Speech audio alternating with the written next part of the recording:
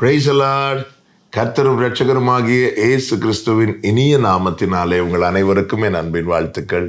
இந்த நல்ல நாளை காண செய்த தேவனுக்கு ஸ்தோத்திரம் உண்டாவதாக. கர்த்தருடைய கிருபை உங்கள் அனைவரையும் சூழ்ந்து கொள்வதாக. அப்போஸ்தலர் நடபடிகள் 20வது அதிகாரம் 19வது வசனம். வெகு மனத்தாழ்மையோடும் மிகுந்த கண்ணீரோடும் யூதருடைய தீமையான யோசனைகளால் எனக்கு நேரிட்ட சோதனைகளோடும் நான் கர்த்தரை சேவித்தேன்.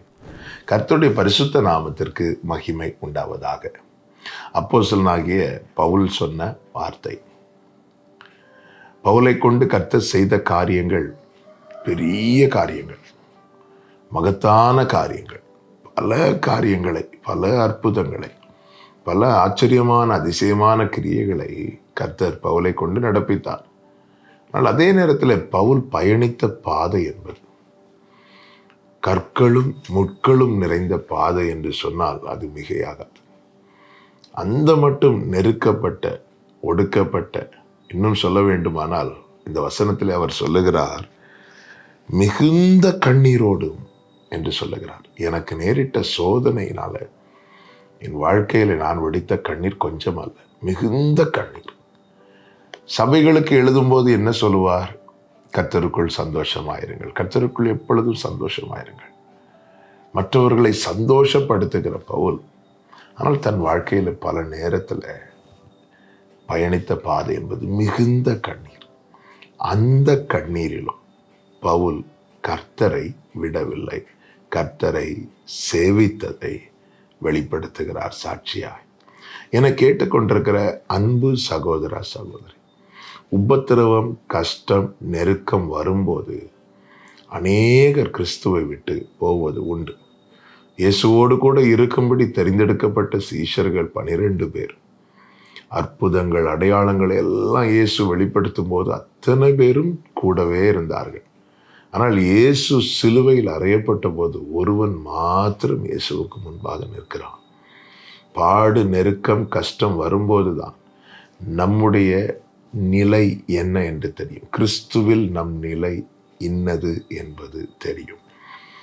இந்த மிகுந்த கண்ணீரிலும் பவுல் கர்த்தரை சேவிக்கிறதை விட்டு விடவில்லை.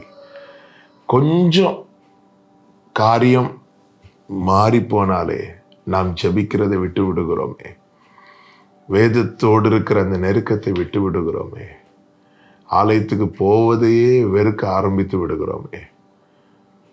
உபத்திரவத்தில், கஷ்டத்தில், கண்ணீரில், நெருக்கத்தில் கிறிஸ்துவை ஒருவன் மறுதலியாமல் கிறிஸ்துவை சேவிப்பானானால், பிலதெல்பியா சபைக்கு கர்த்தர் என்ன சொல்லுவார்? உனக்கு கொஞ்சம் பலன் இருந்தும் இந்த நெருக்கம், இந்த உபத்திரவம், இந்த பாடுகள்னாலே உன் பலன் எல்லாம் குண்டி போய்விட்டது. இப்பொழுது உனக்கு கொஞ்சம் பலன் தான் இருக்கிறது. அந்த கொஞ்ச பலன் இருந்தும் நீ என் நாமத்தை மறுதலியாதபடியா நான் திறந்த வாசலை உனக்கு முன்பாக வைத்திருக்கிறேன் என்று சொன்னார் அல்லவா? யோபுவை பார்த்தீர்களா? ஒன்றுமே இல்லை. யோபுவுக்கு என்ன பலன் இருக்குன்னா, அந்த தீபம் அணையாமல் இருக்கிற பலன் இருக்கிறது. யோபுவுக்கு இப்பொழுது சம்பாதிக்கிற பலன் இல்லை. இன்னும் சொல்ல வேண்டுமானால் நண்பர்களுடைய கேள்விகளுக்கு பதில் சொல்லுகிற ஸ்ட்ரென்த் கூட கிடையாது. அப்படிப்பட்ட நிலையிலிருந்தும் கர்த்தரை மறுதலியா, என்னை கொன்று போட்டாலும் நான் கர்த்தரை நம்புவேன் என்று சொல்லி கர்த்தருக்கு கீழே தான் தன்னை வைத்திருந்தான். கர்த்தரை சேவிக்கிறவனாய் தான் காணப்பட்டான். அப்படிப்பட்ட யோபுவின் வாழ்க்கையில அவனுடைய முடிவு பரிதாபமாய் முடியவில்லை, பிரமிக்கத்தக்கதாய் கர்த்தர் மாற்றினார். மிகுந்த கண்ணீரானாலும் கர்த்தரை சேவிக்கிறதை விட்டு விடாதிருங்கள். உங்கள் கண்ணீரெல்லாம் களிப்பாய் மாறும். எல்லா கண்களுக்கும் அது ஆச்சரியமாயிருக்கும். அநேகர் தூரமாய் விலகி போகிறார்கள். அந்த கூட்டத்தில் நீங்கள் இராதேயுங்கள்.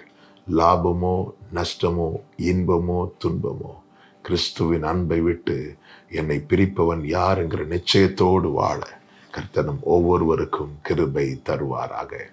ஜெபிக்கலாமா? எங்கள் நல்ல தகப்பனே, இரக்கமுள்ள தேவனே, எப்படி பவுல் மிகுந்த கண்ணீரோடு உம்மை சேவித்தாலும், அப்படிப்பட்ட கண்ணீரின் பள்ளத்தாக்கானால் உம்மை விட்டு விடாமல் உம்மை சேவிக்க எங்களுக்கு கிருபை தாரும். இயேசுவின் நாமத்தில் பிதாவே, ஆமென்.